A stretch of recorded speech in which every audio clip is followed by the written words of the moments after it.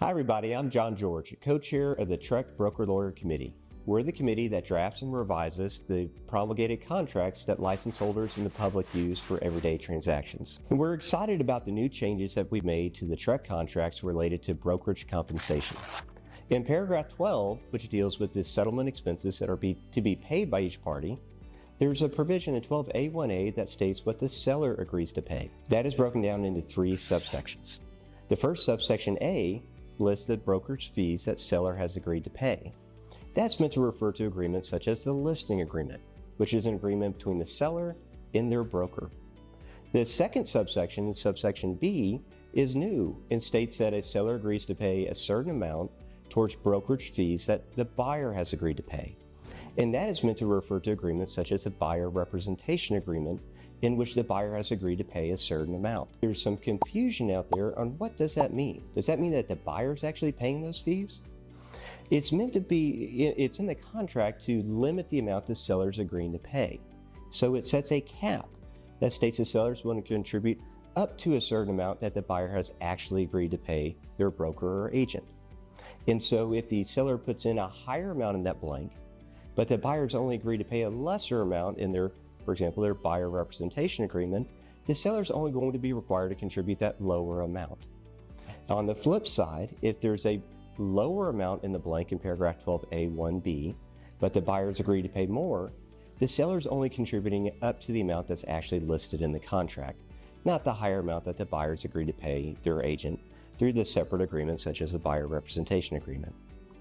Paragraph 12A1C is like the old contribution paragraph and allows the seller to contribute certain amounts towards other buyer expenses. The reference to other is meant to be other expenses besides compensation. So we have 12A1A, which is the seller broker's fees that are in a listing agreement, 12A1B, which are broker's fees that the buyer has agreed to pay through a buyer representation agreement, and then 12A1C, which is other buyer's expenses, which of course are included in the defined term.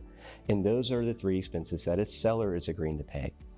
If you look then to the defined term buyer's expenses, which is 12A12, those are the other expenses that buyers are agreeing to pay, which include the broker's fees that the seller's not agreeing to pay through the earlier paragraph.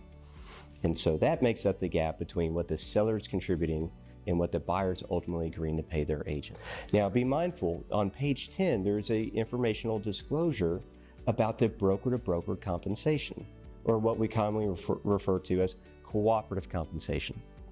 And so on page 10, that's a very important informational statement to read because it's for informational purposes only. And that means just that, it's not enforceable. It's only informing the parties of what the brokers have agreed to in a separate written agreement. Now, historically, that largely was done through the MLS system.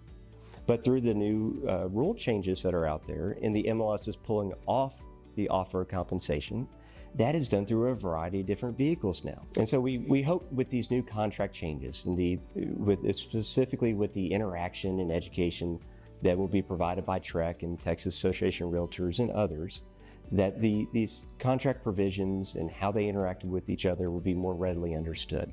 And we think with time that the market will settle down and that the confusion that exists now will hopefully go away.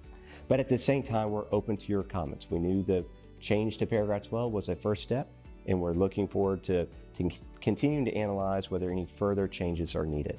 So please send in your comments to TREC through the General Counsel or comment directly to our Broker Lawyer Committee meeting, and please attend one in the future. We make our forums better, we protect the public better by having your input.